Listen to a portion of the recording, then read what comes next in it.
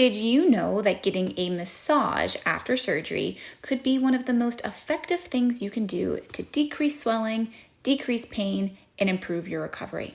Now, this is not a traditional massage. This is not one where you go and people gently rub lotion into your skin. This is a lymphatic massage. A lymphatic massage is intrinsically different than a regular massage. A lymphatic massage tries to restore your body's natural lymphatic flow, which can be somewhat disrupted after surgery. Lymphatic flow is the movement of the lymph fluid in your body to the nearby lymph node basins. Think about if you have a day where it's hot and you're walking around all day. At the end of the day, your legs are really swollen and kind of puffy at the bottom. That's lymph fluid. And your body removes that by pumping it back to the nearest lymph node basin, which is in your groin. That's the normal lymphatic flow. After surgery, several things can disrupt lymphatic flow. For one, we pump you full of fluid, so you're already fluid somewhat overloaded. Then the surgical response and the inflammation that it generates causes your body to retain on fluid more than it would normally on a day-to-day basis. And then depending on where your surgical placement is, it can actually disrupt lymphatic flow.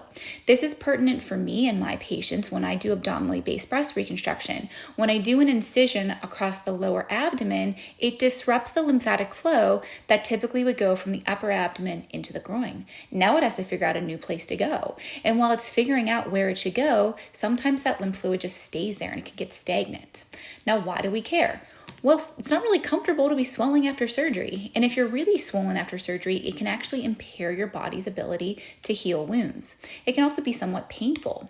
So having someone do a lymphatic massage and redistributing that volume to where it's supposed to go can decrease your swelling, potentially decrease your pain, make you more comfortable, and maybe even help your incisions heal better. Now, I will say that many, especially cosmetic surgeons, swear by lymphatic massage, and it's something that they almost mandate their patients do after surgery. I also really do believe in the power of lymphatic massage if done by somebody who actually knows what they're doing, but the studies really aren't out there. There's some limited evidence suggesting that lymphatic flow can provide all of the outcomes that I just said, but there's really not good randomized controlled trials looking at lymphatic massage. The reason that I promote it is that it's one of those things where it's fairly low risk. It can actually be kind of enjoyable and it could improve outcomes. That's why I typically recommend it to my patients. Always discuss with your surgeon when they think it's appropriate, what areas of the body are okay to be massaged. Let me know if you've had a lymphatic massage and how it went.